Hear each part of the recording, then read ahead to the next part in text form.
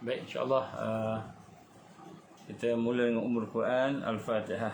A'udzubillahi minasyaitanirrajim. Bismillahirrahmanirrahim.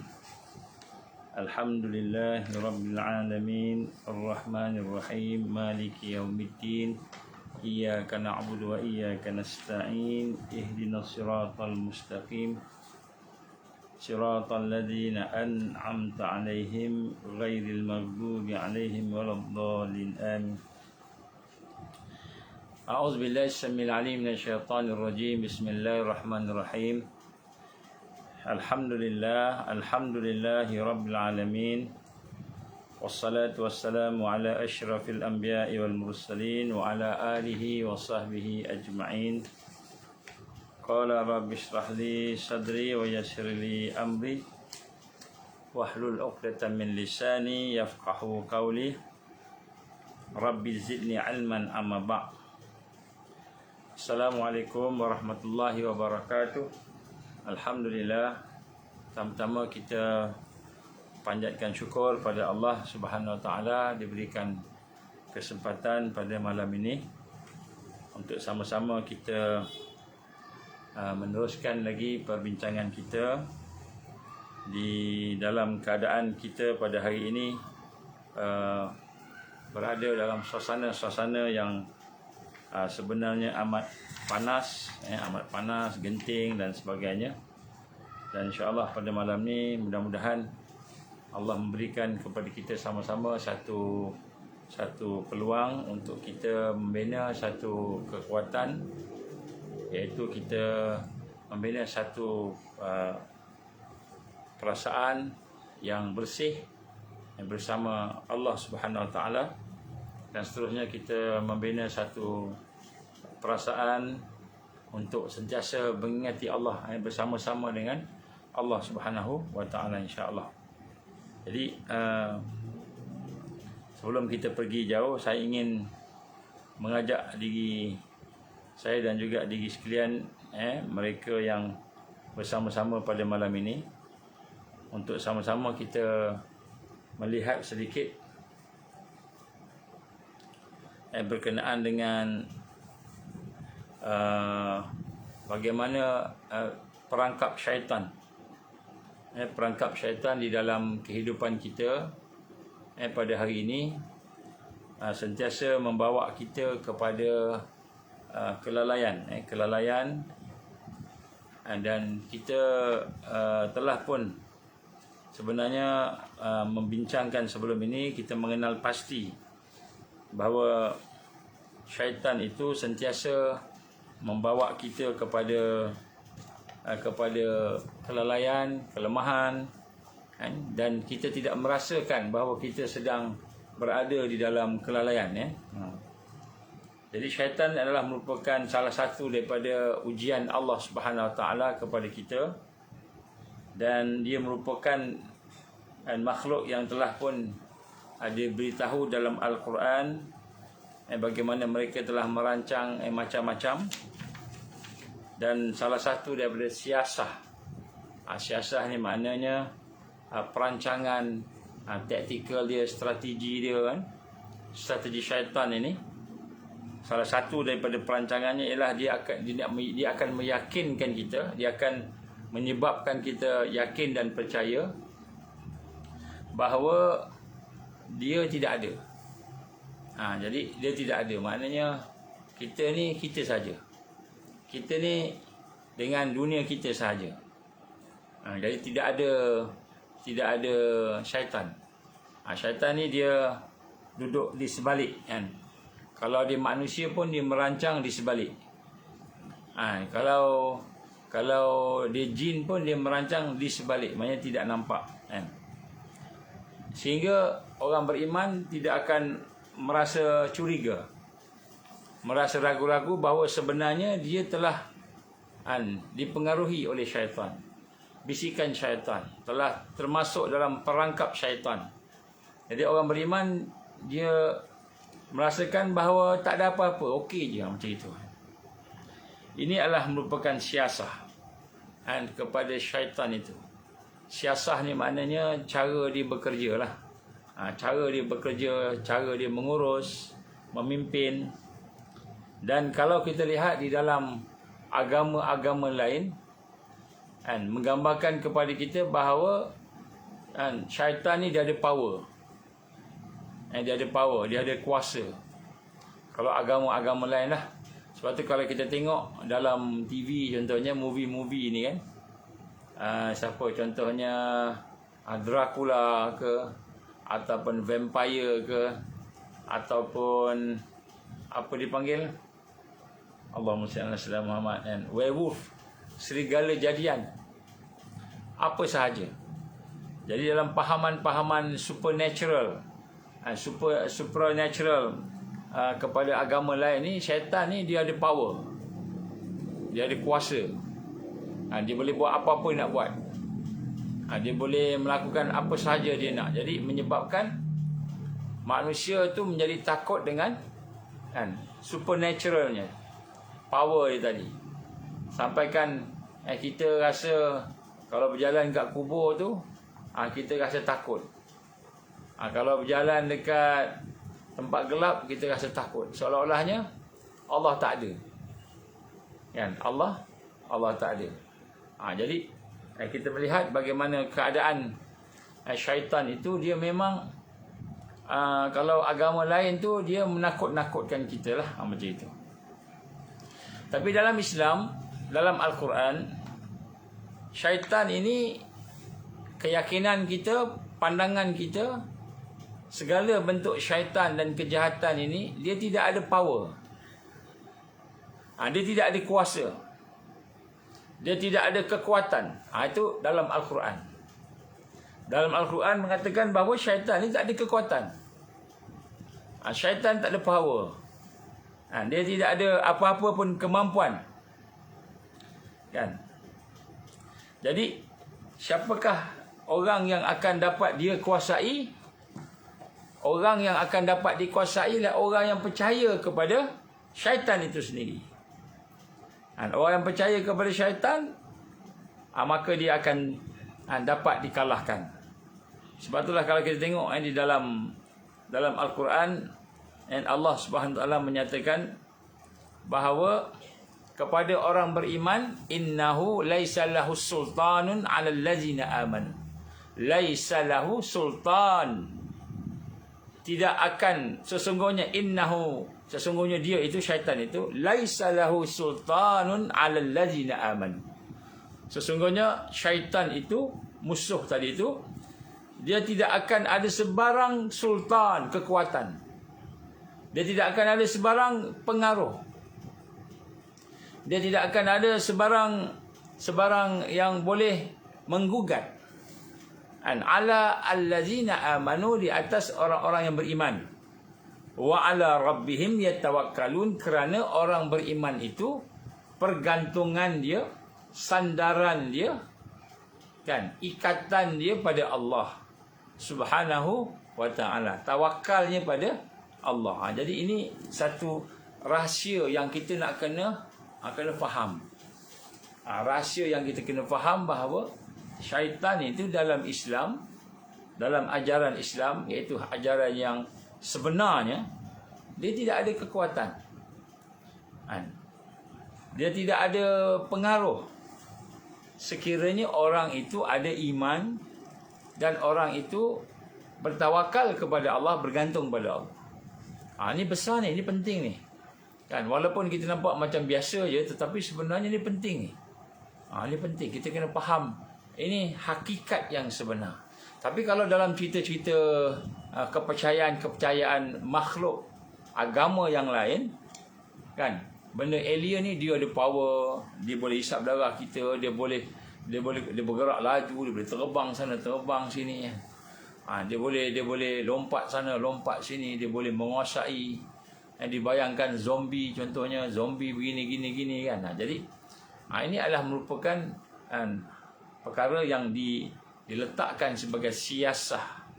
Sebab itulah siasah syaitan ini, siasah syaitan, dia tak mau kita tahu dia ada. Kita tak perasan pun dia ada.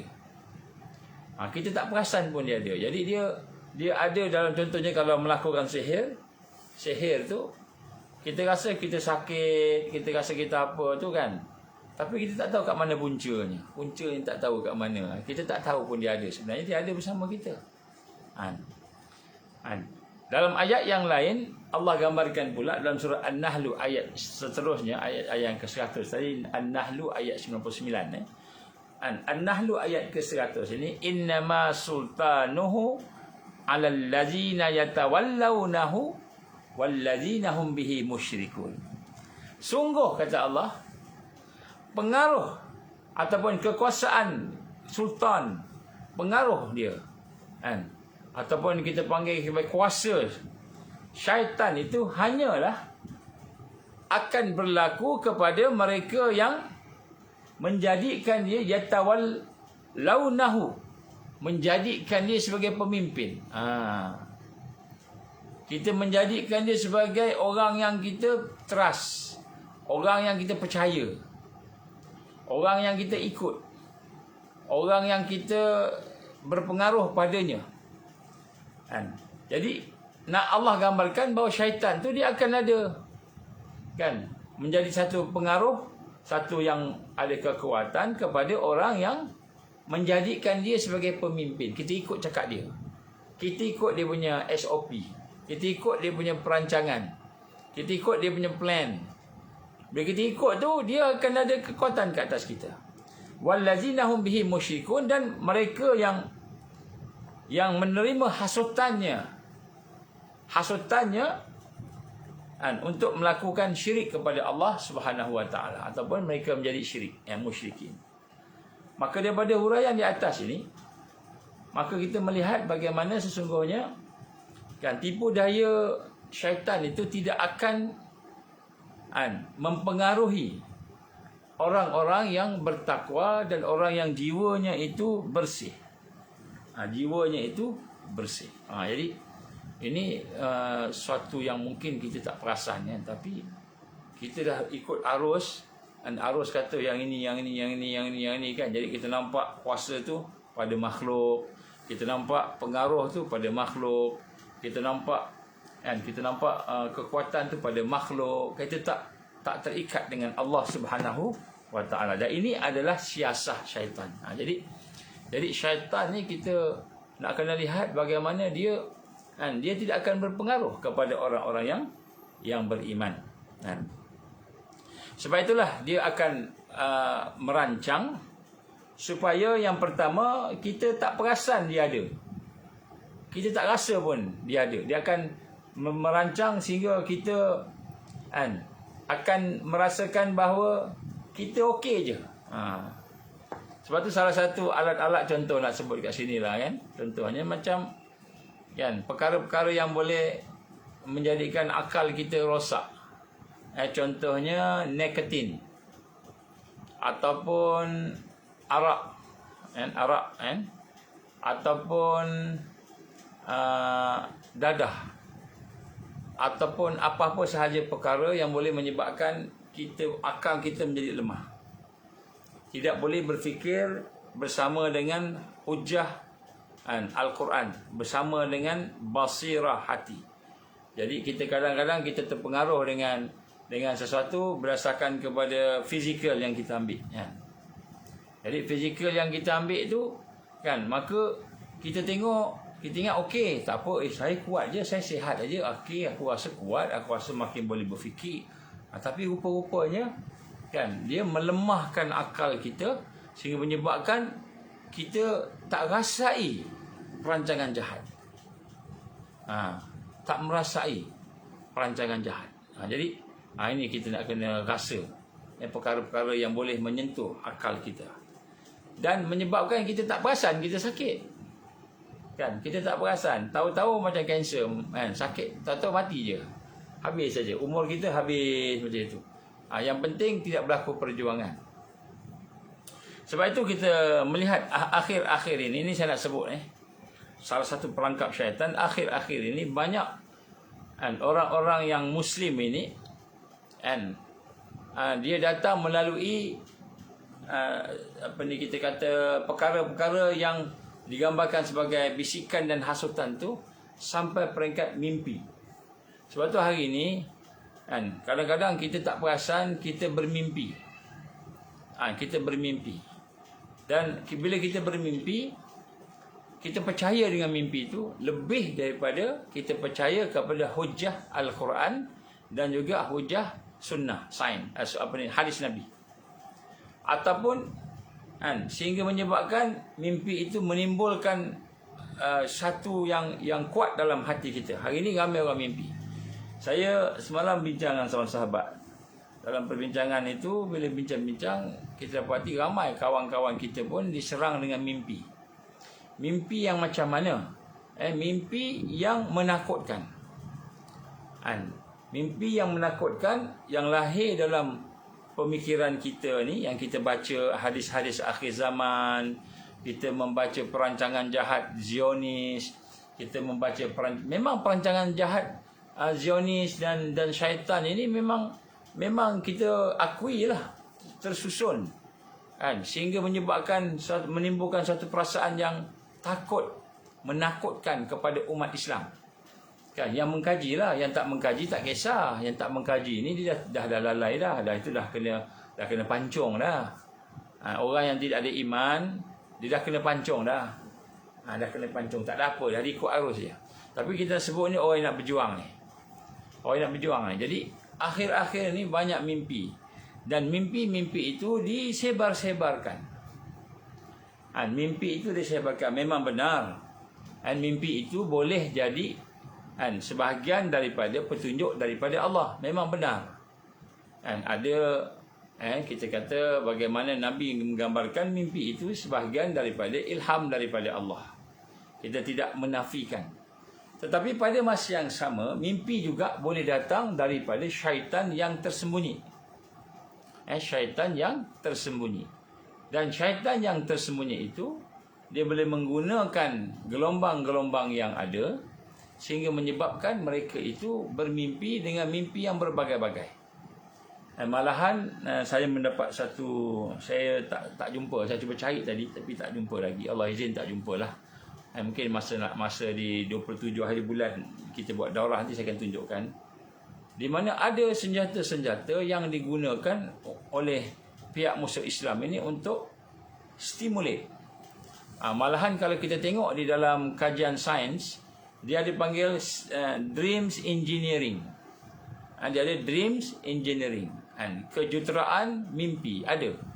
Yang mana mereka mengadakan alat-alat pancaran dalam bentuk gelombang yang menyebabkan stimulate beta, theta dan sebagainya lah. Gamma, alpha, wave yang ada. Yang mana satu dia nak stimulate, dia boleh tembak. So bila dia tembak tu, contoh kalau saya nak sebut kat sini, saya petik sikit lah daripada apa yang saya pernah kaji sebelum ni. Contohnya di dalam otak kita ni, pemikiran kita ni, dia ada banyak wave, banyak gelombang.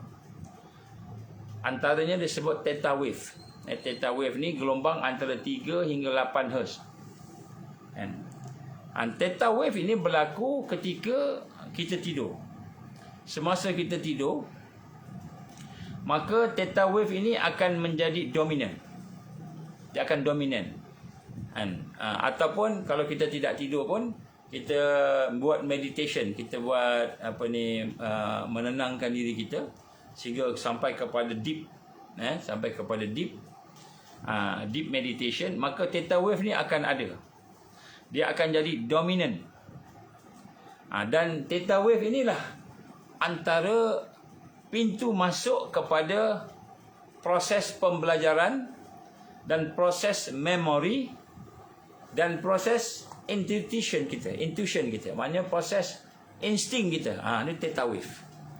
Ini yang bahaya ni. Sebab tu di dalam gelombang 5G contohnya, ataupun 4G, tak kira gelombang apa yang diguna, kan? Maka ada di dalam itu ada 3 Hz hingga 8 Hz. Bila dia tembak ke kita 3 Hz hingga 8 Hz tu dia punya frekuensi dia. Maka pada masa itu dia akan stimulate theta wave. Dia akan stimulate, dia akan menyebabkan theta wave itu, gelombang theta itu diaktifkan.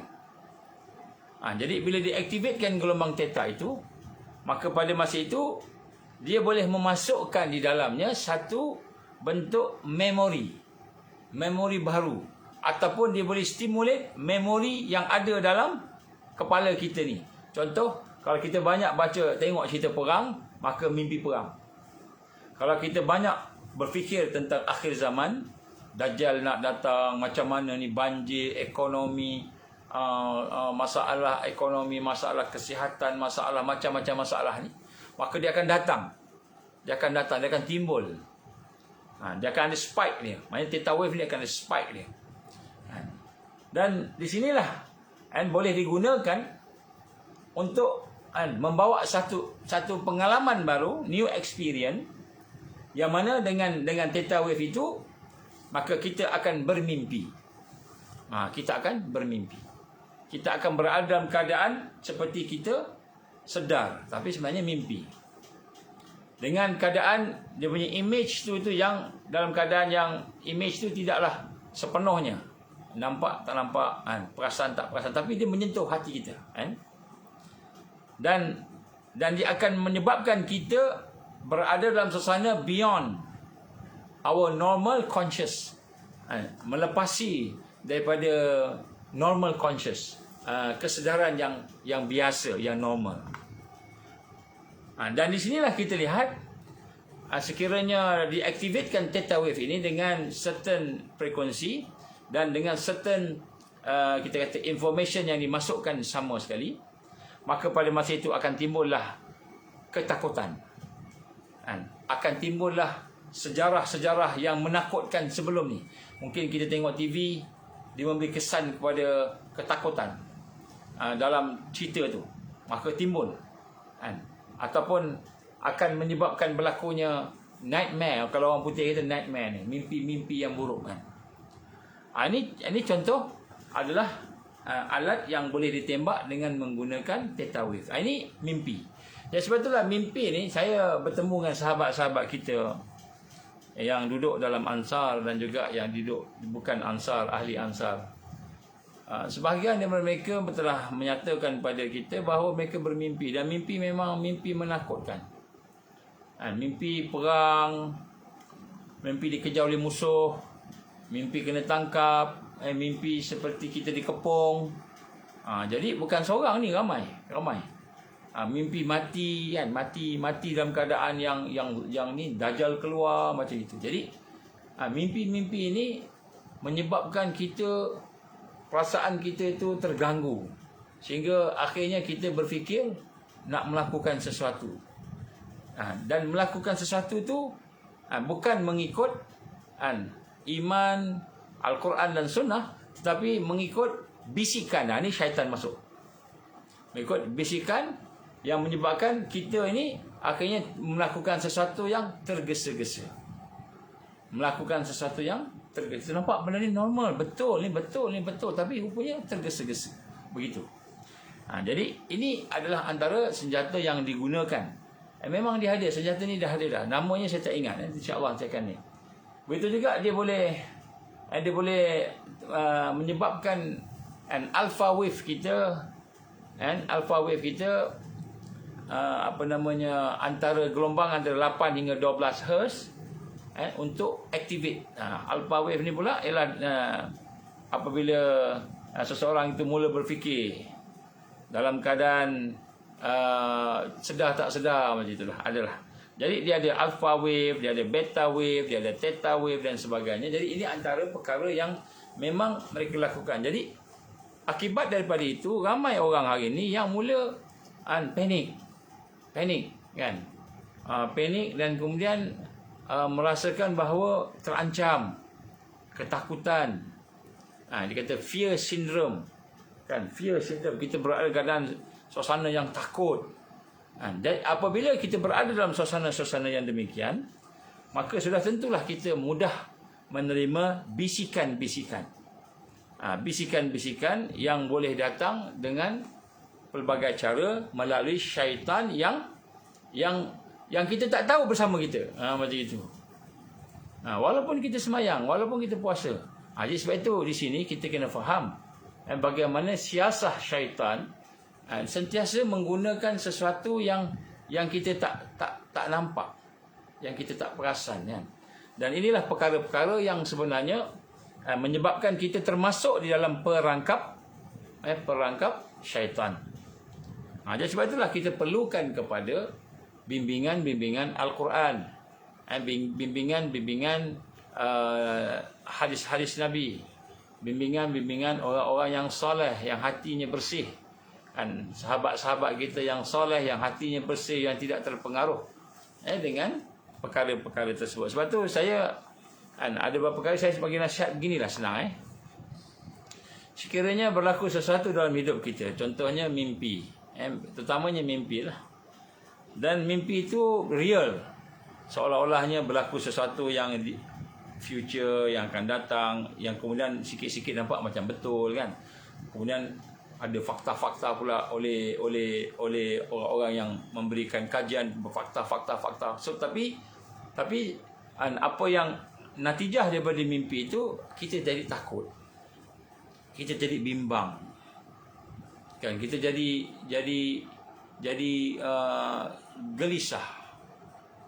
gelisah. Maka mimpi itu bukan daripada Allah. Mimpi itu bukan daripada Allah. Jadi kalau kita mendapat satu petanda-petanda dan kita gelisah, takut sebagainya, maka itu mimpi adalah merupakan mimpi daripada syaitan. Kerana Allah tidak akan memberikan mimpi dan panduan-panduan tadi dalam keadaan menjadikan kita lemah. Allah akan memberikan, walaupun contohnya Allah bagi kita boleh melihat sesuatu yang belum berlaku, mungkin mimpi yang mengerikan, mungkin bencana alam, banjir ke, kemalangan ke apa. Tapi mimpi itu, kita dapat mimpi itu, kita tak rasa takut. Kita rasa kuat, kita rasa bersedia. Kita rasa ada sesuatu yang kita boleh buat dan kena buat. Contoh, yang itu tidak menakutkan, itu adalah perkara yang daripada Allah Subhanahu Wa Taala. Maka kita tengok pula dia tidak bertentangan dengan Quran, tidak bertentangan dengan hadis, maka kita jadikan sebagai panduan. Sebab tu perangkap syaitan ini, dia ada banyak sangat perangkap syaitan ini. Dan perangkap syaitan itu dia akan datang dan melihat kepada kita tadi, sehingga kita tidak dapat bezakan yang mana satu buruk, yang mana satu baik. Kita tak boleh beza dah. Betul yang ni ke betul ke, ini betul ke yang betul, macam itu. Jadi ini benda-benda yang berlaku. Contoh, saya bagi satu contoh. Hari ini bila sebut pasal bencana alam, maka kita pun cakap nak kena prepping. Prepping. Jadi prepping ni adalah merupakan salah satu daripada persiapan. Tapi dia bukan berasaskan kepada iman. Dia bukan berasaskan kepada sunnah. Nabi tak perintahkan sahabat prepping macam mana yang sekarang ni lah. Tapi daripada mana ajaran prepping ni? Ajaran prepping ni daripada mana? Ajaran prepping ni kita dapat daripada negara-negara orang barat, orang putih yang tidak ada Islam. Bukan kita kata benda tu tak elok, saya tak cakap benda tu tak elok, tapi saya kata sumber tadi. Kan mereka prepping kerana mereka dah biasa dengan bencana. Contoh kat Amerika memang biasa dengan bencana taufan, tornado, gempa bumi. Kan kadang-kadang hutan terbakar, bencana-bencana banjir yang teruk di Atlanta, Georgia, banyak macam-macam bencana. Sebab di sana memang banyak maksiat, banyak sebab-sebab untuk bencana, kan.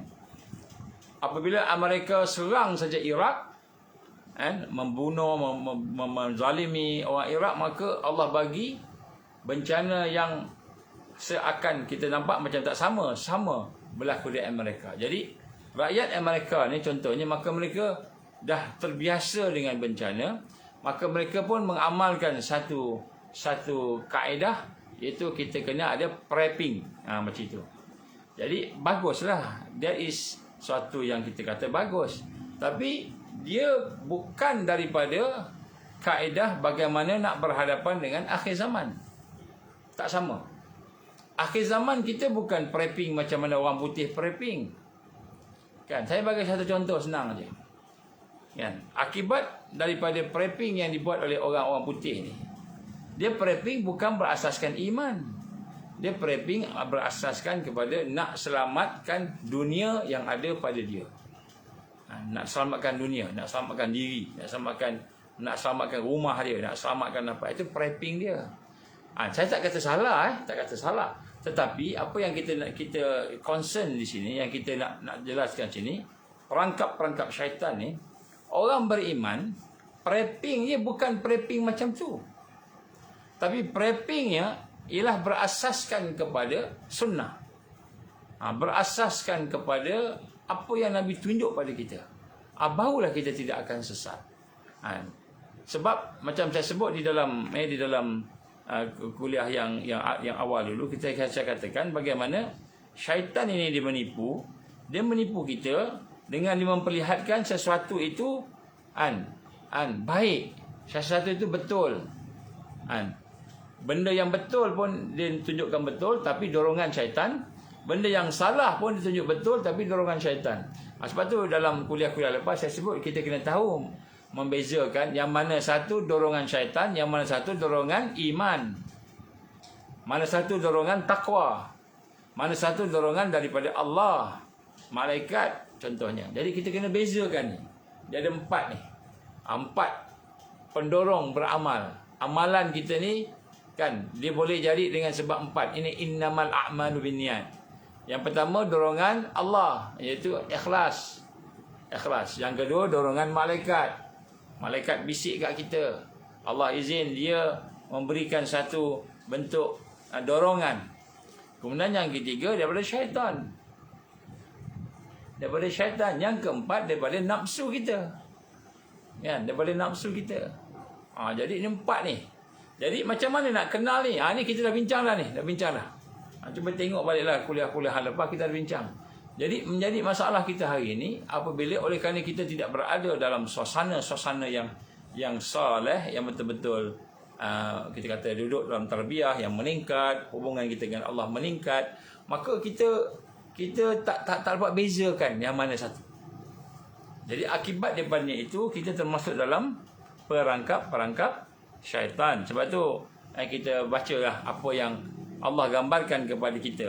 Allah gambarkan kepada kita daripada surah Al-A'raf ayat 17. Saya baca makna sajalah.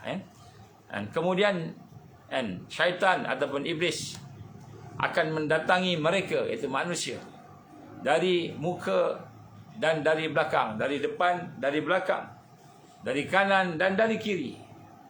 Dan kamu, iaitu Allah, tidak akan mendapati kebanyakan mereka bersyukur. Ini kata-kata iblis. Dan dalam surah Al-Hijr pula, Allah menggambarkan ayat 39-42. Saya bacakan. Dia, iaitu iblis, berkata, Tuhanku, oleh kerana engkau telah memutuskan bahawa aku ini sesat, aku pasti akan jadikan kejahatan terasa indah bagi mereka di bumi. Dan aku akan menyesatkan mereka semua, kecuali hamba-hambamu yang terpilih.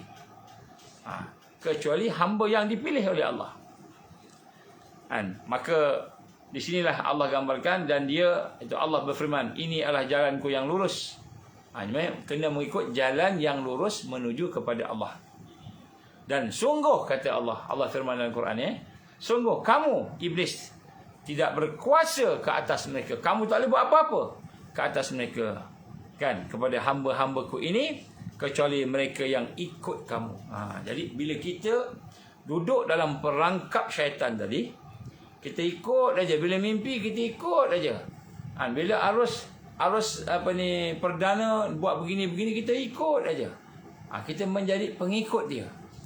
Maka Allah gambarkan mereka itu akan sesat. Mereka akan sesat. Jadi sebab tu sebagai mukadimah pada malam ni, kita nak kena rasa bahawa kita kena ada satu kekuatan untuk kita dapat membezakan apa-apa yang berlaku, dan kita kena ada petunjuk yang jelas. Bukan hanya sekadar kita kata kita nak selamatkan diri kita daripada akhir zaman, daripada Dajjal dan sebagainya. Sebab tu saya dah bacakan hadis tentang apabila di akhir zaman nanti orang Islam akan pecah 3, kan.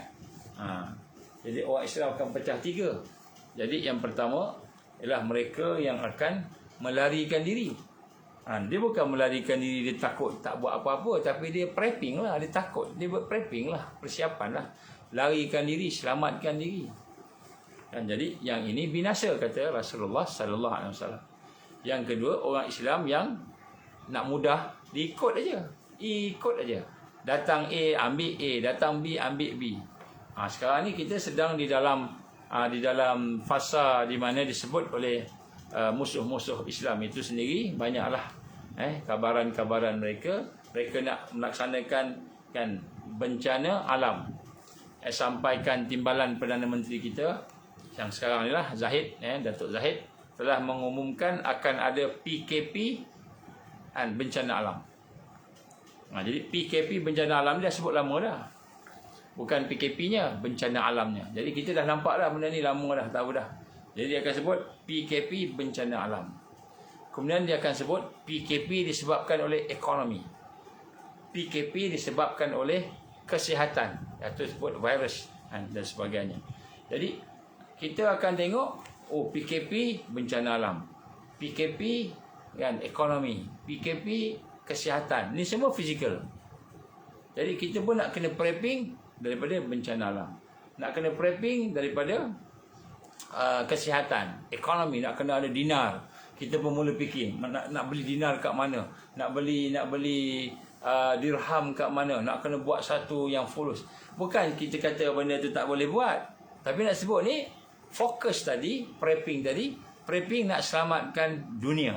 Sedangkan tujuan utama serangan daripada Al-Masih Dajjal dan juga yang lain-lain dan syaitan yang kuncu-kuncu ni nak sesatkan kita. Tu tujuan utamanya. Tu dia punya topik dia. Jadi sebab itulah kita lihat hari ini, apabila kita tidak memahami akan perkara ini, maka akan berlakulah satu dorongan kepada kita untuk menjadi lebih memikirkan kepada material tadi, terlupa benda yang asasi. So akidah, ibadah dan sebagainya. Inilah tipu daya dan merupakan siasah pendekatan syaitan yang mana dia akan menyembunyikan fakta-fakta yang sepatutnya. Jadi untuk kita mendapatkan kekuatan, untuk kita mendapatkan kita kata kebaikan di akhir zaman ni, maka sebab itulah kita memerlukan kepada mursyid, guru yang ada ilmu, bukan hanya sekadar ilmu tazkiyah nafs, tapi ilmu yang kita perlukan kepada pengetahuan yang luas, yang ada pada zaman tersebut, yang mana guru tersebut akan menggabungkan aspek-aspek dari sudut Al-Quran dan Sunnah, dan juga aspek-aspek perjuangan awliyaullah. Kalau bahasa tasawuf dipanggil wali, kewalian. Tapi bukanlah wali kita nampak dia ada serban, dia ada apa macam sekarang ni banyak nampak macam itu. Dia kata aulia Allah ni mesti dia ada serban, dia ada apa namanya, jubah lah, janggut panjang gitu kan. Jadi kita kata itulah orang yang alim. Tak semestinya. Tak semestinya. Jadi apa namanya, sebenarnya aulia Allah ni ialah mereka yang berjuang dan berjihad. Dia bukan hanya yang pandai nak cakap, kita kena bersihkan hati kita dan sebagainya.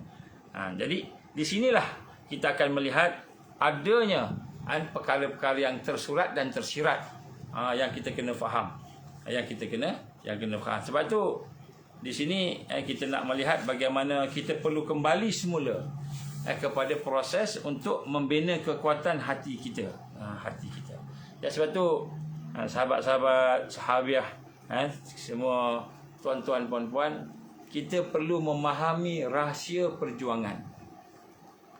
Jadi kalau kita tengok nak lawan syaitan ni, kita sebut yang sebelum ni, nak lawan syaitan ni, okey, ada orang tulis wali majzub kan. Wali majzub ni, kalau kita faham, orang tu dia tak nampak macam orang alim, nampak macam orang gila, setengah-setengah macam itu. Orang yang ada karamah tetapi dia tak betul, nampak macam tak betul kan. Nampak macam dia ni, dia fana lah, fanaan. Jadi saya nak sebut kat sini, dia ada makam fana dan dia ada makam baqa, gitu kan. Jadi yang sempurna ialah bukan makam fana. Yang sempurna ialah makam baqa. Jadi kita pun nak kena faham ni, sebab kadang-kadang pengertian wali ni, kita ingat wali tu dia gila, dia apa, lepas tu dia tak buat dakwah apa. Ni wali kita pun sanjung dia. Sedangkan dia mahu peringkat makam fana. Makam fana ni maknanya dia habis dia punya pemikiran di hati dia tu tenggelam dengan apa yang kita gambarkan sebagai ahli Allah. Tenggelam dengan apa namanya, kita nak gambarkan perkara-perkara yang berkenaan makrifat Allah, tenggelam. Dia dah tak rasa diri dia ada. Tu fana, binasa kan. Jadi ketika dia mengalami makam fana, memang macam orang gila lah. Sebab dia tidak berada di alam kita ni. Pemikiran dia tu, hati dia tak berada di alam kita. Jadi dia rasa dia bersama Allah sampai peringkat kan. Dia bukan normal pemikiran dia. Kita kata mungkinlah ni orang yang dekat dengan Allah ni. Betul lah. Kita janganlah kita hina dia, kutuk dan sebagainya pula. Tetapi adakah itu peringkat yang akhir yang dia nak kena ada tu? Yang peringkat yang akhir bukan fana, tapi peringkat baqa. Baqa ni maknanya apa? Ini secara umum. Kita akan bincang nanti di mungkin insya-Allah di daurah nanti kita akan bincang. Daurah 27 bulan ni kita akan masuk sikit benda ni supaya kita faham. Kita ingat wali ni mesti dia pakai serban tebal, mesti dia pakai jubah, ada janggut. Kita ingat wali macam tu kan. Jadi wali Allah ni dia bukan semestinya berpakaian begitu kan. Contohlah contoh. Jadi nak sebut kat sini, makam baqa ini sendiri pula adalah makam yang mana dia sentiasa merasai ahliya Allah. Ni saya nak sebut ni dia jadi susah sikitlah terminologi ni kan. Ada benda yang kita nak sebut ni orang tak faham.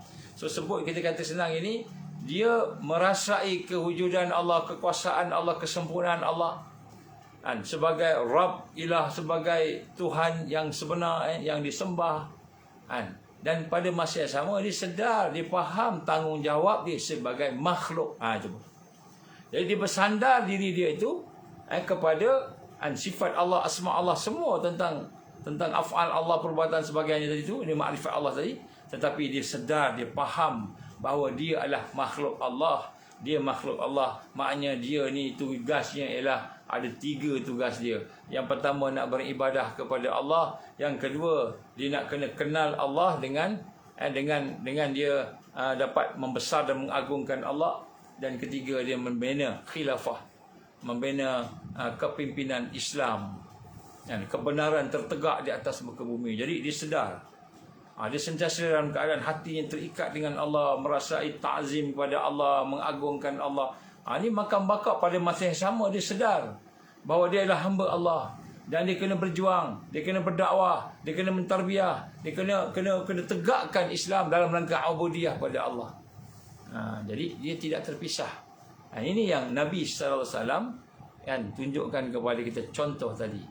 Sebab ada orang yang belajar tentang makrifat Allah tadi sampai peringkat dia tenggelam dengan kita kata kekaguman dia, kagum dia kepada kesempurnaan Allah, kesifat-sifat Allah sebagainya, sehingga dia lupa diri dia siapa. Itu yang ada sampai peringkat kata saya lah Allah, macam gitu kan. Jadi nak sebut kat sini, itu makam fana. Fana ni dia tidak sempurna lagi. Yang sempurnanya bila sampai kepada makam baqa. InsyaAllah kita akan bincang pada ni secara langsung. Tapi tak boleh bincang macam ini. Macam ini dia tak faham. Dia kena bincang berdepan. Kena berdepan. Jadi bila kita melihat yang ini, barulah kita melihat bahawa di dalam kehidupan ini sebenarnya bukanlah hanya sekadar kita bercakap tentang perjuangan, tetapi mesti ada kehidupan hati. Hati yang bersih. Hati yang bersih inilah harta karun yang telah hilang.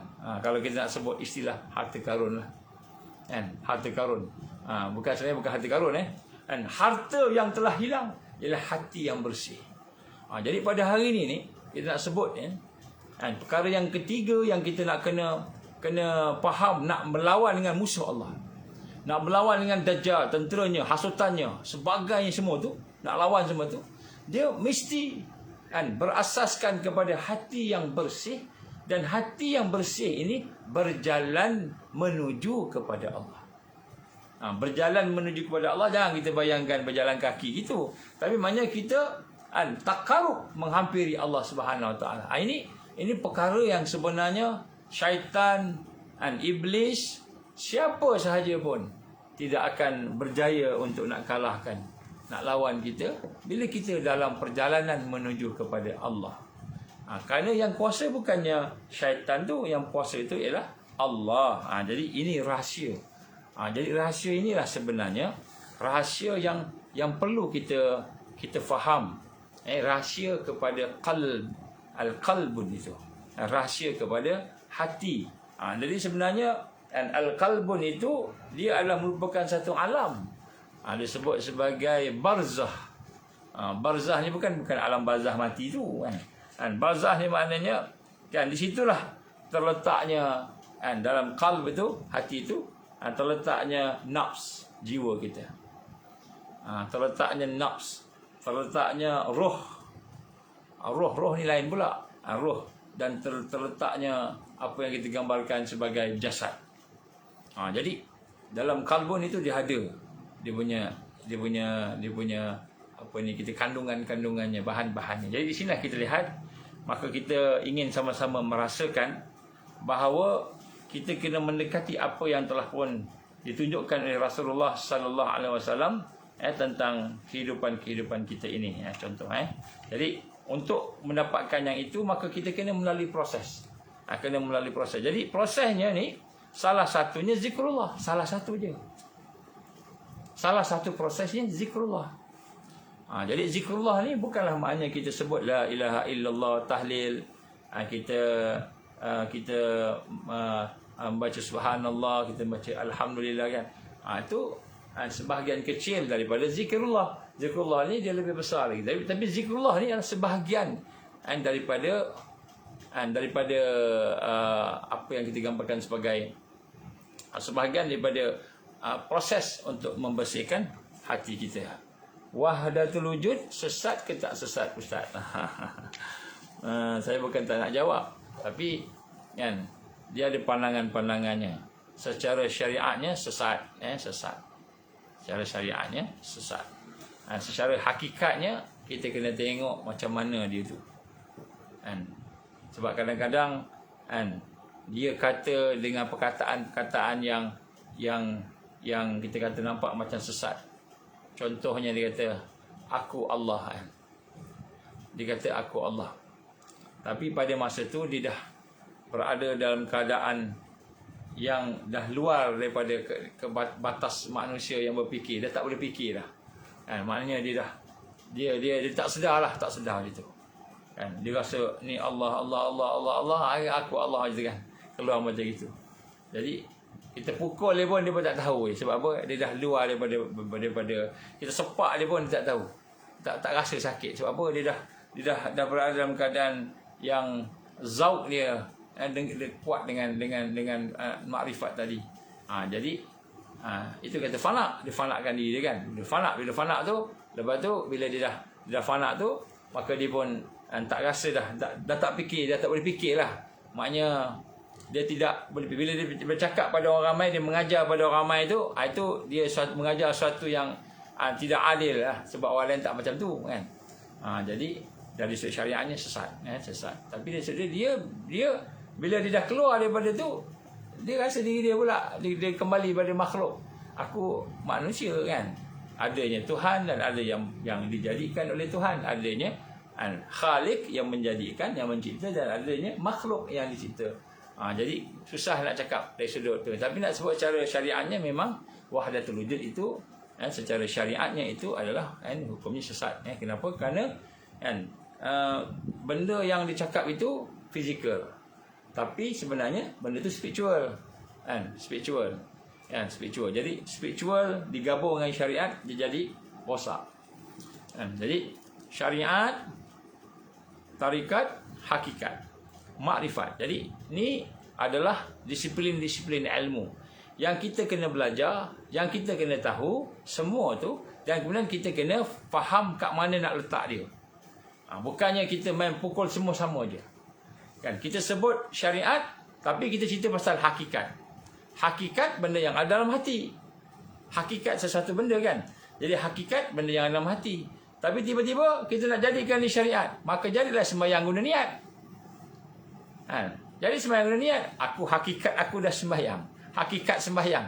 Hakikat sembahyang, tapi tak ada syariat. Jadi jadilah sembahyang pakai niat. Betul salah? Salah lah. Salah lah kan. Jadi maknanya kita kena faham tu. Syariat satu disiplin. Tarikat satu disiplin, hakikat satu disiplin, makrifat satu disiplin. Dan semua tu perlu berjalan serentak, sinergi. Tapi tak boleh bercampur aduk. Kalau bercampur rosak. Kan, kita cerita pasal ilmu hati, ilmu hakikat, tiba-tiba kita masukkan syariat. Tak boleh lah itu jadi sembahyang pakai niat tu. Jadi tak betul lah. Jadi kita kena faham ni. Sebab tu orang yang belajar tarikat, orang yang belajar hakikat mesti belajar syariat. Syariat ni sebagai asas. Walaupun nampak syariat ni macam fizikal, tapi mesti belajar. Sebab syariat ni lah suatu yang ditunjukkan oleh Rasulullah sallallahu alaihi wasallam sebagai permulaannya, mukaddimahnya. Jadi sebab tu dalam urusan ini kita kena berhati-hati. Yang penting, saya minta maaf noh, saya rasa agak ni lah, agak apa dipanggil saya rasa agak perasaan tak selesa lah, tak selesa. Apabila saya melihat ulama kita, atau bukan ulama lah, ustaz-ustaz lah, nak kata ulama kan. Dan apabila ulama-ulama kita ni dia berbincang dan berbahas, berdebat dengan perbezaan-perbezaan pandangan kepada orang awam yang tak tahu. Jadi akibat daripada itu dah mula sesat menyesatkan. Yang Wahabi sesatkan yang Aswajah. Yang Aswajah sesatkan yang Wahabi. Jadi ada di kalangan mereka ini yang memang sesat tu memang sesat lah. Macam Syiah memang sesat. Kan? Qadiani memang sesat. Hak sesat tu memang sesat lah. Tapi kalau orang tu Ahlus Sunnah cumanya ada beza pandangan. Itu beza pandangan. Saya amat tertarik dengan apa yang disebut oleh Syekh Dr. Said Ramadan Al-Buti. Rahimallah Al-Syahid yang dia dibunuh oleh orang Syiah letupkan. Dia tengah mengajar Syiah bom. Apa dia kata? Contoh pandangan dia kata, saya mempunyai pandangan yang berbeza, yang banyak pandangan berbeza saya dengan Ibnu Taimiyah contoh. Jadi dia kata saya mempunyai pandangan yang banyak berbeza dengan Ibnu Taimiyah. Dari sudut pandangan ilmiah dan pandangan mazhab dan akidah dan sebagainya. Tapi saya menghormatinya sebagai seorang alim. Seorang yang ada kekuatan lah ilmiah, ilmu. Jadi dia kata, jadi dia tidak pun mengutuk Ibn Taimiyah. Berbeza pandangan, disebut ada beza pandangan dan disebutlah pandangan dia. Tapi dia tidaklah sampai kata Ibn Taimiyah ni sesat. Ibn Taimiyah ni Wahabi. Jadi saya pun heran, masa bila pula Ibn Taimiyah ikut Wahabi contoh kan. Jadi kadang-kadang dia jadi satu yang berlebih-lebihan. Minta maaf lah, saya kadang-kadang tengok risau. Sebab kita berbeza pandangan sampai peringkat kita mengatakan ghulu. Ghulu ni, orang ni ghulu berlebihan, orang ni sesat, orang ni kafir pun sampai peringkat macam tu. Lepas tu boleh bunuh lah kalau dia kafir. Jadi inilah perkara yang berlaku pada umat Islam hari ini. Kita terperangkap dengan medan pergaduhan, perselisihan yang dibuat oleh syaitan, yang dibuat oleh apa ni kita kata tentera-tentera Dajjal yang nak menggaduhkan kita. Jadi sebab tu hari ini kita nak kadang-kadang disebabkan politik je, beza politik je. Sebab beza politik je orang tu jadi salah. Orang jadi tak elok. Kalau dulu sebelum tu sama parti, okey, tak ada apa, sama parti. Sekarang dah beza parti, jadi lain pula. Sebab politik je kadang-kadang. Jadi ini adalah merupakan perangkap-perangkap syaitan. Jadi perangkap syaitan inilah yang menyebabkan umat Islam berpecah.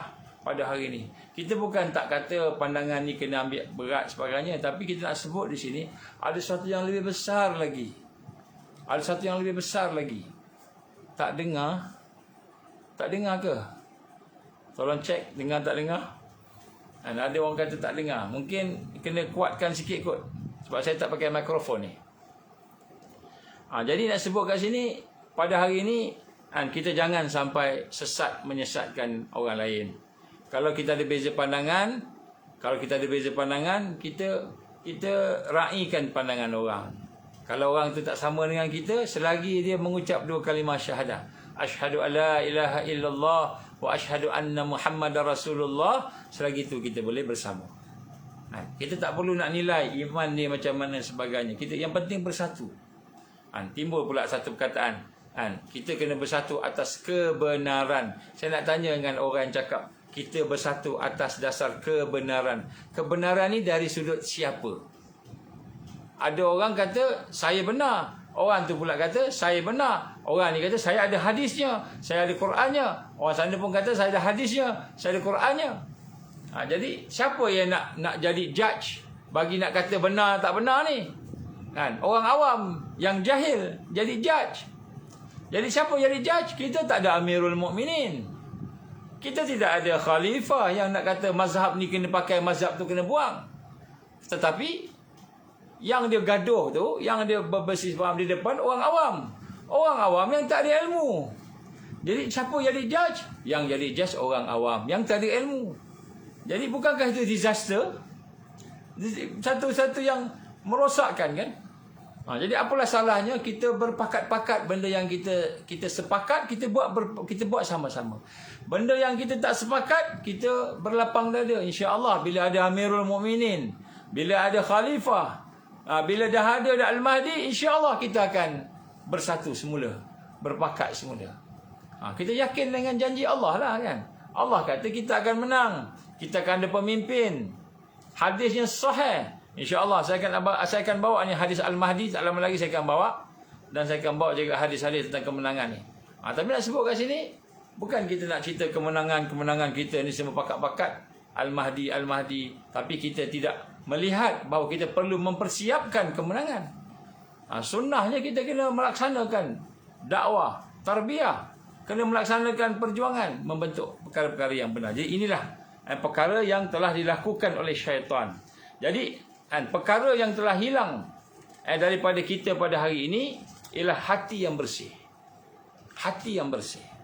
Dan hati yang bersih ni bukanlah boleh kita dapat dengan kita sekadar tengok Google aja kan, ataupun kita buka kita kata kitab-kitab, baca kitab, kita pergi mengajar atau kita belajar dekat universiti, sekadar itu. Tapi hati yang bersih dia lahir daripada proses.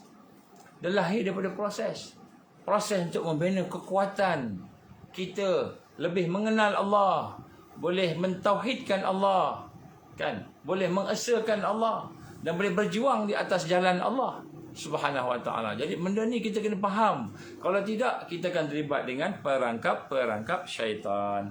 Jadi bila terlibat dengan perangkap syaitan itu, maka kita akan berada dalam keadaan yang rosak. Jadi pada malam ni saya sebenarnya nak mengajak diri saya dan di tuan-tuan puan-puan sekalian, macam mana kita nak bersihkan hati kita. Nombor satu, kita mesti ada ilmu.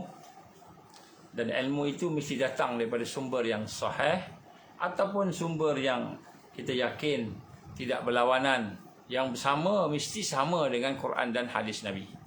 Dan hadis Nabi ni pula, janganlah kita kata saya punya hadis sahih, kamu punya hadis dhaif, kamu punya hadis palsu dan sebagainya. Kita tengok hadis tu pula dah. Maksud sahih ni ialah kita mengakui akan kebenaran itu adalah hadis. Kan ada hadis, sebab ada orang pandang hadis ni sahih, ada orang pandang hadis ni kurang sahih, ada orang pandang hadis ni hasan sahih. Jadi ada macam-macam sahih ni, ada pun mutawatir juga. Jadi sahih ni pun ada pandangan-pandangan. Jadi sebab tu kita nak kena rasa bagaimana kita perlu sama-sama melihat sesuatu. Jadi yang saya nak sebut di sini pada malam ni, saya nak simple aja. Kita mulakan dengan untuk melawan syaitan ini ialah dengan kita nak duduk, mesti duduk dalam tarbiyah Islam. Tarbiyah Islam dia ada rukun dia. Rukun dia yang pertama mesti ada murabbi, kan? Murabbi misali. Dia mesti ada pendidik yang menjadi contoh. Ini arkan yang nombor satu. Mesti ada murabbi misali.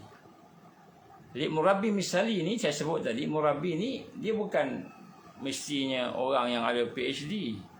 Mana barulah mereka, dia orang yang pernah dididik. Dia pernah lalu tarbiyah.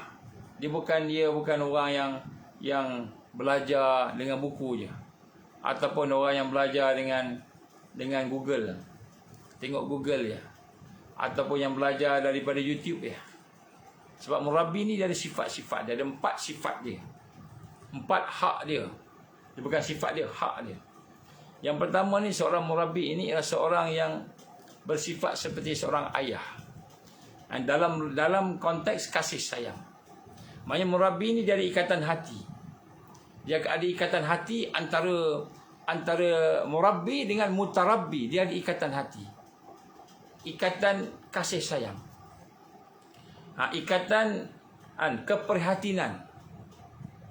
Ikatan untuk kita lihat sebagai seorang anak dengan ayah. Ataupun ayah dengan anak, begitu. Ataupun dengan ibu, macam itu. Jadi ikatan kasih sayang ni lah yang akan menyebabkan seorang murabbi itu tak boleh tidur malam. Dia akan berfikir tentang anak didik dia. Dalam keadaan susah dan sebagainya, dia akan bangun malam, dia akan doa. Satu-satu wajah-wajah anak didik dia akan bayangkan. Dia akan doa minta, Ya Allah, Ya Allah si fulan, Ya Allah si fulan. Ini murabbi. Ini contoh, contoh. Jadi maknanya kita nampak bagaimana kasih sayang dia. Jadi bukan guru sahaja. Kalau guru ni penceramah ni kita panggil pendakwah sejuta umat. Contohnya dia sekali ceramah 1 juta orang datang. Dia cakap 1 juta orang dengar. Tapi ikatan kasih sayang seorang pun tak ada. Tak ada. Nak selesai tolong masalah dia ke apa, tak ada. Jumpa sekali-sekali je. Tidak ada ikatan hati. Ni murabbi ni mesti dia ada ikatan hati. Dia tengok, dia perhati kan. Walaupun kadang-kadang dia ni bengis sikit. Mungkin kadang-kadang murabbi ni ada yang mukanya, wajahnya bengis kan. Jadi ada wajahnya yang memang sentiasa senyum contohnya kan. Jadi tengoklah ke wajah-wajah tu, tapi hati dia kasih sayang. Dia melihat dengan kasih sayang. Kalau dia marah tu bukan dia marah sebab dia marah benci. Dia marah sebab sayang. Kan, sebab sayang. Macam ayah marahkan anak gitu. Jadi murabbi ni dia ada hak dia. Dan bagi mutarabbi pula, adabnya dengan murabbi tadi sebagaimana anak dengan ayah. Tak boleh derhaka cakap tinggi-tinggi. Kan? Sahabat-sahabat cakap dengan Rasul SAW suara tinggi je. Panggilan pun oi macam itu je. Kan? Allah tegur. Sahabat-sahabat nak jumpa Nabi, ada benda tak jumpa, Nabi kat dalam bilik lagi. Dia panggil dia jauh kuat. Ya Rasulullah, ya Rasulullah, panggil kuat itu kan. Allah tegur. Suara tinggi. Kan? Jadi dia punya adab sebab di dalam kaedah tarbiyah Rasulullah sallallahu alaihi wasallam yang kita belajar, kita tengok kan. Sekiranya kita bergaul dengan orang soleh, tetapi kita tidak ada adab dengan dia. Tak ada adab dengan dia. Maknanya kita pakat buat biasa je. Kan, macam kita tengok anak kita je kan. Maka kebaikan orang soleh itu takkan turun pada kita. Kebaikan takkan sampai. Walaupun ramai yang duduk bersama kita, tak sampai. Tak sampai. Jadi kan, murabbi ni hak dia sebagai ayah. So kita kena sayang dia dan dia akan sayang. Dia pun sayang. Sebab tu tak sampai hati dia. Tengok kan, tak sampai hati. Jadi kalau kita ada murabbi macam itu, alhamdulillah. Kena ada. Kalau tak ada, kena carilah. Kena cari. Jadi ini nombor 1. Nombor 1 sifat je dalam kasih sayang. Sebab tu dia nak cuba bantu, tolong, tengok, perhati kan. Macam seorang ayah tak suka kan. Kalau boleh nak tolong semua benda lah. Sampai kan, dia tengok tak kahwin lagi, sampai nak carikan jugalah isteri dia. Kan. Kalau anak dia perempuan tak kahwin lagi, umur dia dah 20-an, 30-an dah, 40-an tak kahwin, dia risau. Macam mana anak aku tak kahwin-kahwin ni. Ni bapak kan, bapak macam itulah. Jadi murabi ni dia tengok, Allah, anak-anak didik aku ni tak kahwin lagi ni. Dia pun berusaha tengok cari ada tak yang sesuai. Oh tak ada lagi. Dia pun cari. Ini contoh. Dia tengok dengan kacamata kasih sayang. Sebab kasih sayang ni kekuatan. Dan sebagai adab pula, kita pun nak kena berkasih sayang dengan murabi tadi. Kan? Ni kita kata arkan yang pertama, rukun pertama di dalam tarbiyah. Dalam proses tarbiyah. Rasulullah SAW siapa murabi kepada Rasulullah sallallahu alaihi wasallam? Jibril alaihissalam. Jadi Jibril menjadi murabi kepada Rasulullah sallallahu alaihi wasallam. Jadi kita semua Nabi Muhammad pun sallallahu alaihi wasallam pun ada murabi. Kita ni pula kita pandai-pandai kan. Kemudian murabi ni dia ada dia punya adab-adab, dia punya sebagainya lah kita sebut. Yang kedua sifat rukun yang pertama murabi misali ni dia sebagai seorang muallim. Muallim ni maknanya apa? Muallim ni seorang yang mengajar, ada ilmu, boleh mengajar. Ada ilmu, paling kurang fardu ain, paling kurang dia tahu, bukannya dia boleh tarikat, belajar zikir tapi dia tak tahu syariat, tak tahu langsung. Contoh kan? Dia semayang pun tak tahu. Tapi dia kata hati dia dah bersih. Kan? Dia kata zikir, baca zikir 100,000, baca zikir banyak, puasa, suluk, tapi syariat dia tak faham. Dia tak faham hukum hakam. Paling kurang pun yang asas lah. Sembahyang, puasa, ikhtilat laki perempuan. Kan? Paling kurang lah. Apa lagi yang lain-lain yang besar-besar lagi. Yang ekonomi lagi bagus lah. Tapi nak sebut kat sini, maknanya syariat dia tidak tinggalkan. Maka muallim, dia menjadi seorang guru. Muallim ni dari sudut syariat terutamanya. Dari sudut perkara yang berkaitan dengan syarak, hukum-hukum. Hukum yang wajib, hukum yang haram, hukum yang harus, hukum yang makro, hukum yang sunat, dia tahu semua. Kalau tak tahu semua pun dia ada basicnya. Supaya apa? Taklah jadi macam pahaman wahdatul wujud. Bila seorang tu sampai peringkat fana, dia nak kenal Allah, sampai dia kata ni semua Allah lalas, aku Allah gitu kan. Dia dah fana, dia dah binasakan semua sekali. Jadi murabi ni dia faham. Bila sampai fana tu, tak cukup tu, tak boleh. Kenapa? Tak lengkap lagi. Dia kena sampai baqa, disandarkan dia sebagai makhluk sandar kepada Allah yang maha kekal. Memang kita binasa, tetapi kita nak sandarkan diri kita kepada Allah yang maha kekal, baqa, sifat Allah baqa tadi. Maka kita jadi makhluk, kita tak jadi Allah. Kalau kita jadi Allah, maka kita dah sesat. Jadi dia mesti orang yang ada pahaman syariat, dia faham syariat. Dia bukan main ajar aja. Kita ni kena fanakan diri kita dengan Allah Subhanahu Wa Taala sebagainya, sampai fana tak tahu gimana, gila. Ada dipanggil gila isim. Kan? Jadi itu ada setengah-setengah golongan-golongan yang so-called salafi, quote-unquote salafi, dia kutuk, dia kata Ahlus Sunnah wal Jamaah ni ajaran dia ni membawa kepada wahdatul wujud. Kan? Contoh. Kan? Kita proses hati kita supaya mengenal Allah. Maka mengenal Allah bermula dengan mentauhidkan af'al Allah. La ilaha illallah itu ada rukunnya. Yang pertama mentauhidkan af'al Allah. Maka mentauhidkan af'al Allah, semua ni perbuatan Allah. Hakikatnya semuanya perbuatan Allah. Hakikatnya. Syariatnya. Syariatnya kalau kambing. Itu kambing itu makan rumput. Hakikatnya Allah Subhanahu Wa Taala yang jadikan kambing, Allah yang menjadikan perbuatan kambing, dia makan rumput tu hakikatnya. Tapi yang makan rumput tu syariatnya, kita nampak fizikal tu kambing, dia tak jadi Allah kat situ. Saya pun dijadikan oleh Allah. Saya ada dengan kehendak Allah, iradah Allah, kudrah, iradah, ilmu, hayat, sama', basar, kalam dan sebagainya kan. Kita kata kita nak mentauhidkan Allah, betul. Tetapi itu dari sudut hakikat, dari sudut syariat, saya masih lagi makhluk. Jadi itu sebab tu nak kena ada faham tentang syariat. Jadi setengah-setengah orang kata kita mengajar mentauhidkan Allah, af'al Allah, sifat Allah, nama Allah sebagainya tu, sehingga akhirnya menjadi wahdatul wujud.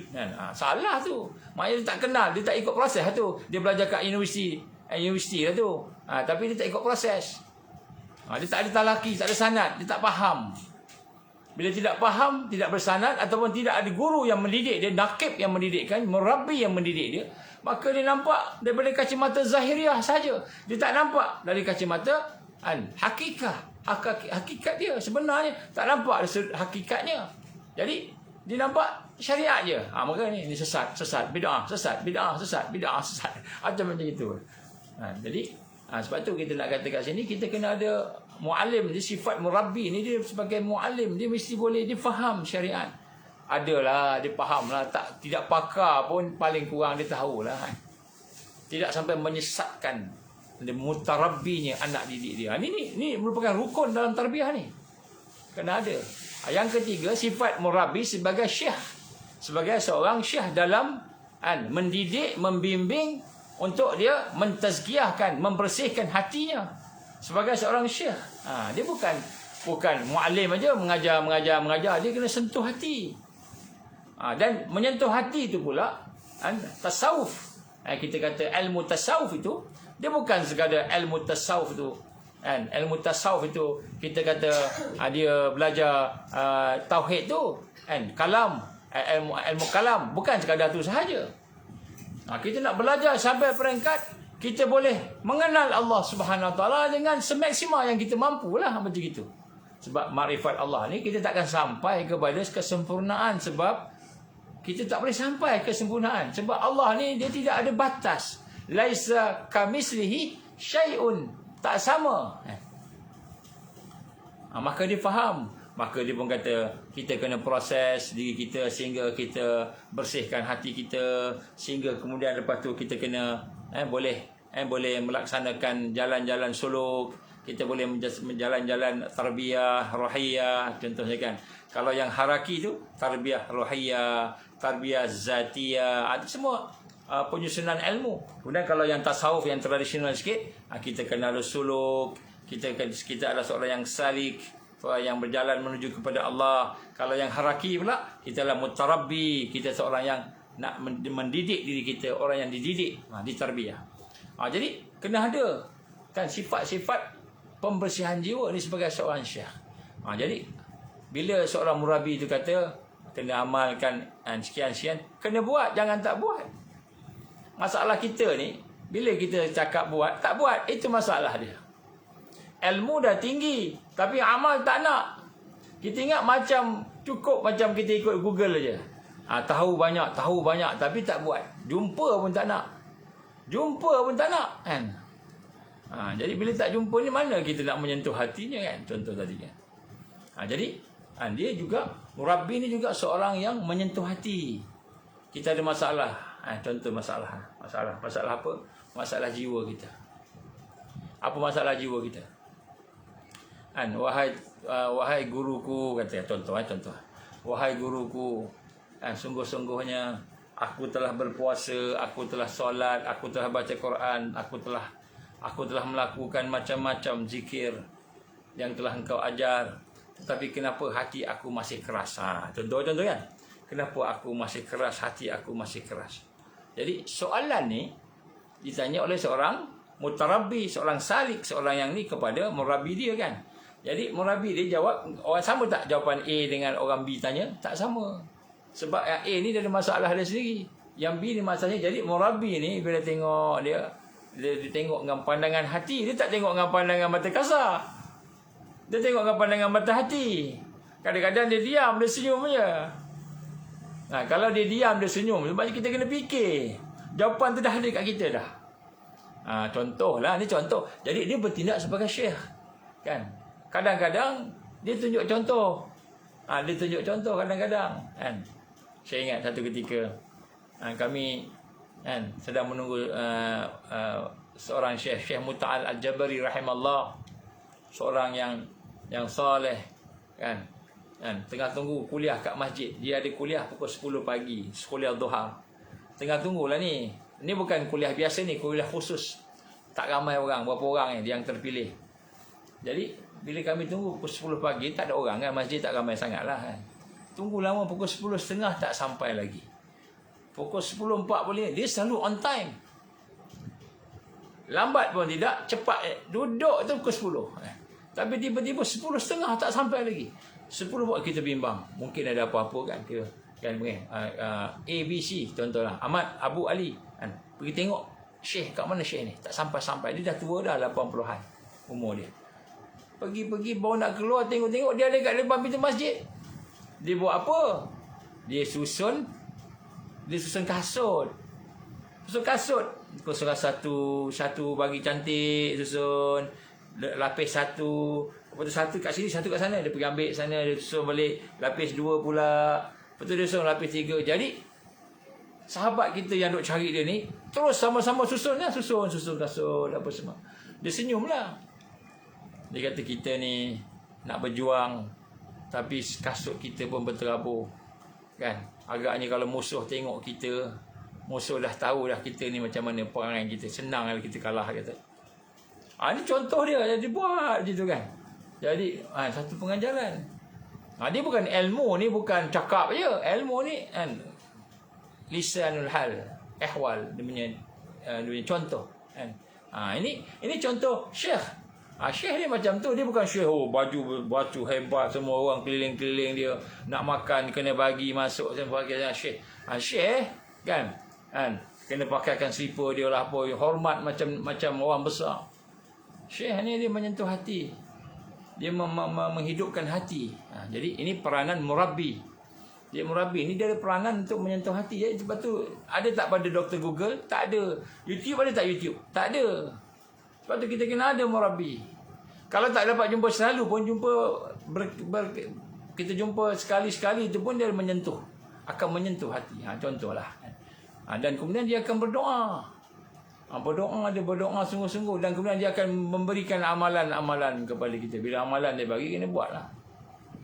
Kita buat.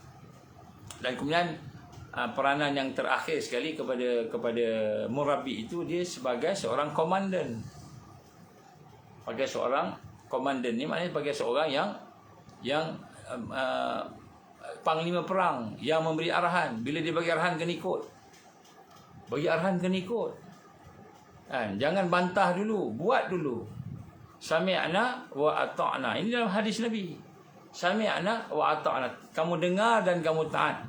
Walaupun dia ni seorang hamba abdi, hamba daripada Habsyi, orang kulit hitam tu, tapi dia pemimpin kamu. Kamu dengar, kamu taat. Sami'na wa ata'na, kita jawab.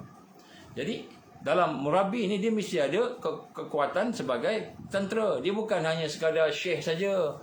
Bersihkan, kita cerita pasal hati aja. Hati aja. Betul hati itu penting, tapi bukan hati selama-lamanya. Sebab tu dalam tajdid untuk kita kebangkitan ini, dia kena ada komprehensif. Islam yang komprehensif, salah satunya gerakan-gerakan yang ada disiplin. Disebut al-indibat. Indibat ni disiplin. Indibati. Disiplin. Jadi kena disiplin. Jadi murabbi ni juga dia mendisiplin. Kalau salah tu dia akan hukum. Dia hukum betul. Kamu ni kita janji pukul 10, tiba-tiba datang lambat contoh. Kena hukum. Contohnya lah. Tapi hukum ni bukanlah hukum berbentuk duniawi. Hukuman dia tu dia akan bentuk tarbawi. Contoh dia kata oleh kerana silapnya ini kamu kena puasa 40 hari berturut-turut. Contoh salah besar tu. Salah besar kena puasa 40 hari berturut-turut. Jadi ini adalah contoh. Jadi murabbi ni adalah rukun pertama dalam tarbiyah. Kena ada murabbi. Sebab tu dia bersifat macam itu. Ada orang kata susahlah nak cari ustaz. Memanglah susah nak cari orang yang macam itu susah. Tapi ada tak? Ada. Kita minta ke Allah lah. Tak apa, minta ke Allah. Allah kan ada. Minta ke Allah. Jadi kita minta ke Allah. Allah bagi petunjuk hidayah pada kita. Kita buat ikutlah. Janganlah kita dah diberikan petunjuk tiba-tiba kita engkar petunjuk Allah tu. Kenapa? Ada ego. Jadi kita dah diberi petunjuk dah. Saya minta maaf noh. Kadang-kadang Allah izinkan kita minta Allah izin kita bermimpi. Mimpi yang baik lah. Kadang-kadang Allah izin kita bermimpi. Mimpi dengan seorang yang kita boleh ikut. Kita tengok dia pula dia okey, sesuai. Kita ikutlah. Allah bagi petunjuk. Ada orang bukan dengan mimpi, ada orang dengan dia punya sentuhan dia. Kan bila dia sentuh tu, bila cakap kena kat dia kan. Bila dia ada masalah tiba-tiba dia cakap kena kat dia masalah dia. Itu sama. Sama juga tu petunjuk Allah lah tu. Kan. Bila dia cakap benda yang cakap kena kat aku. Kena tu. Bukan dia nak bagi saya dah Allah tunjuk tu. Kan bahawa hati itu berhimpun. Hati itu berhimpun. Maka bila hati berhimpun kita kena bersama. Sebab benda tu syarak. Kalau tak syarak tu lain. Kalau tak syarak tu lain. Kalau maksiat lain. Kita taat kepada murabi sebagai komandan tadi.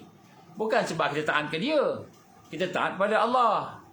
Kita taat pada Allah dalam rangka, kita taat pada dia dalam rangka taat pada Allah. Macam itu. Taat pada dia dalam rangka taat pada Allah. Bukan taat pada manusia. Tak. Taat pada Allah.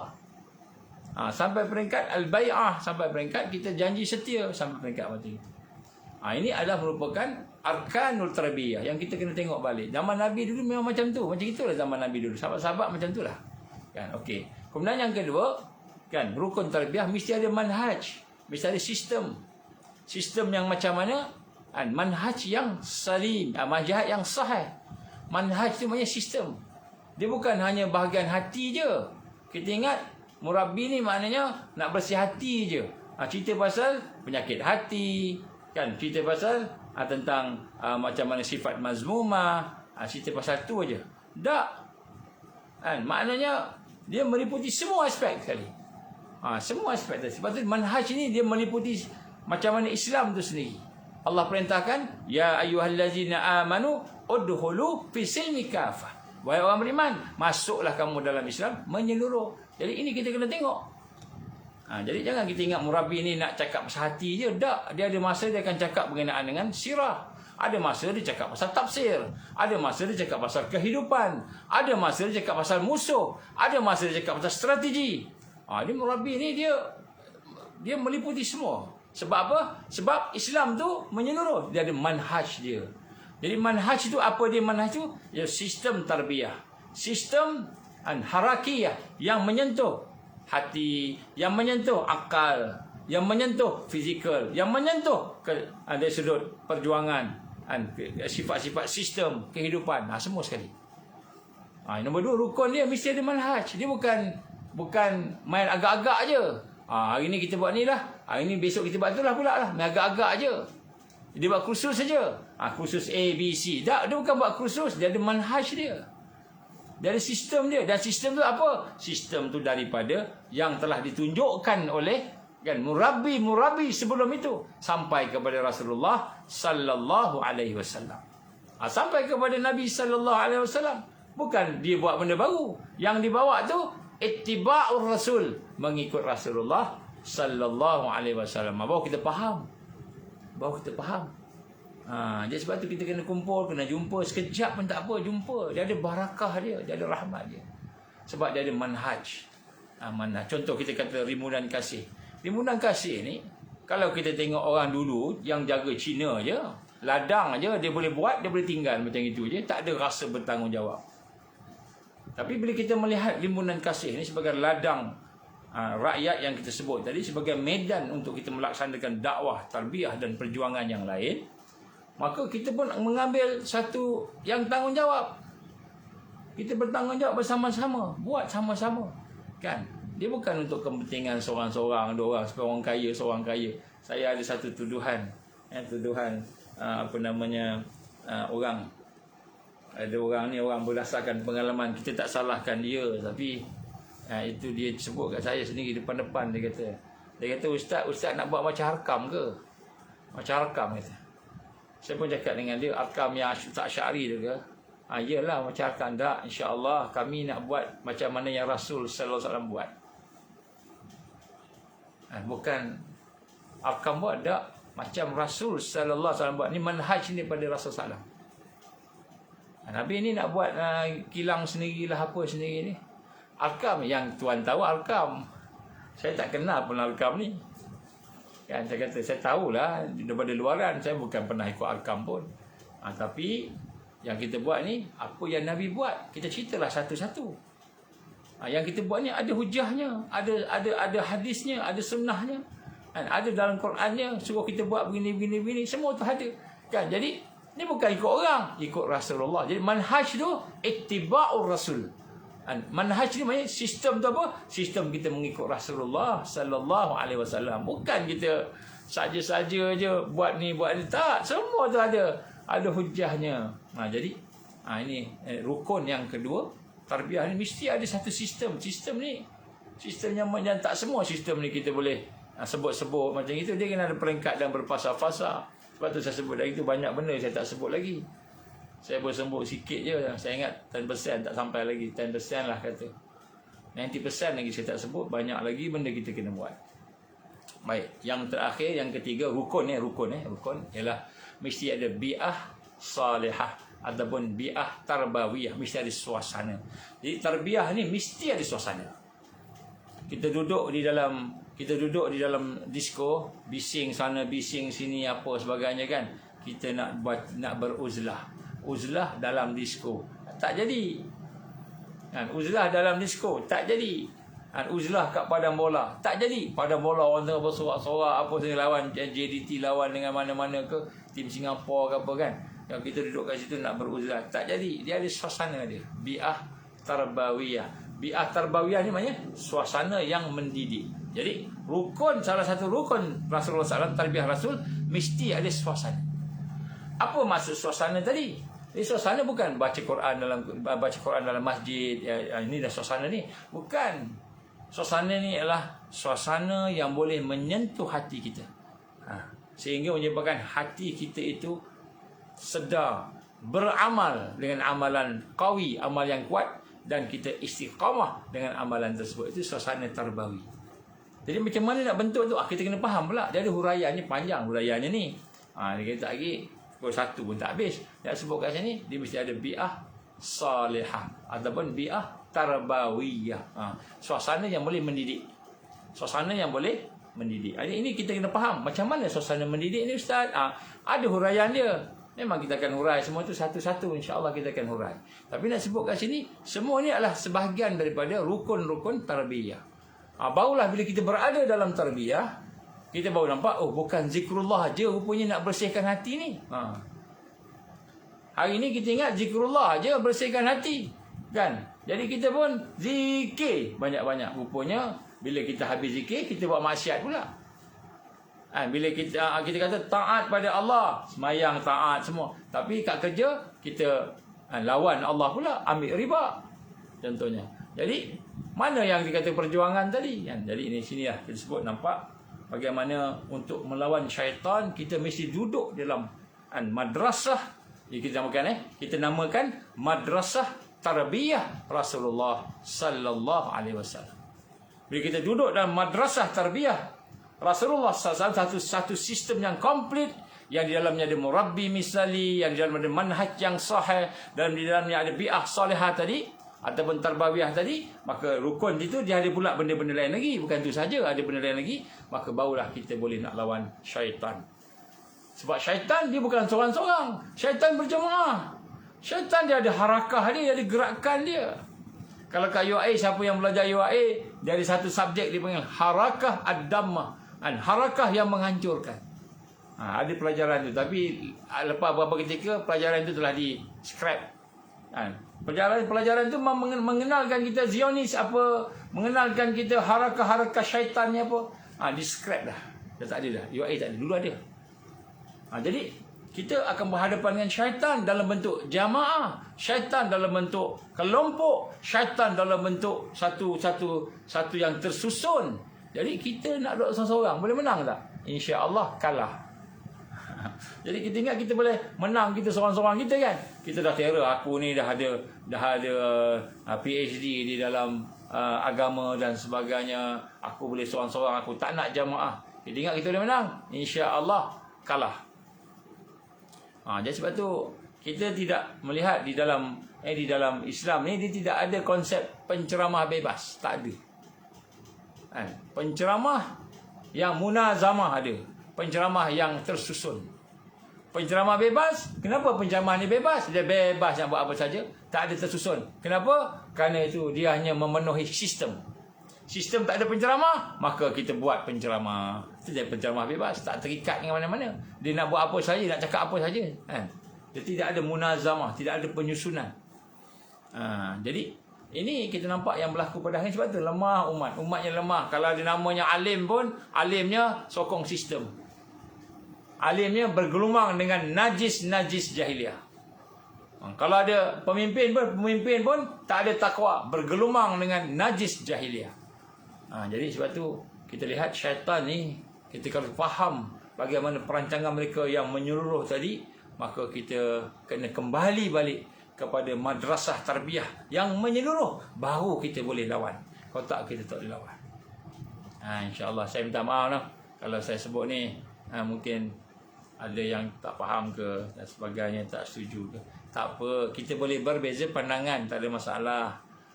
Tetapi jangan kita berpecah belah. Kita boleh berbeza pandangan, tak apa, jangan berpecah belah. Mungkin ada di kalangan kita yang tak setuju dan sebagainya. Tak apa, itu fitrah. Sebab kita tidak ada lagi Amirul Mukminin yang nak menyatukan kita. Tak ada. Amirul Mukminin tu yang sebenar tu belum ada lagi. InsyaAllah bila dia ada besok, barulah kita akan bersatu betul-betul solidnya. Tapi tak ada lagi. So kita berlapang dada dengan perbezaan pandangan. Bila ada perbezaan pandangan, kita berlapang dada. Tapi bagi mereka yang ingin bersama-sama dengan taifah, dia kena ada murabbi, dia kena ada pemimpin, dia kena ada. Sebab itu adalah sunnah. Tak apalah, siapa pun tak apa. Nak jadikan, ada orang kata, saya semalam ada sebut, ada kawan saya kata Tun Mahathir itu adalah Imam Mahdi. Ada orang kata. Sebab apa? Nama dia Mahathir. Bila dia dah pencen, retired tu, R tu retired. Mahdi, PM yang retired kan. Mahathir kan.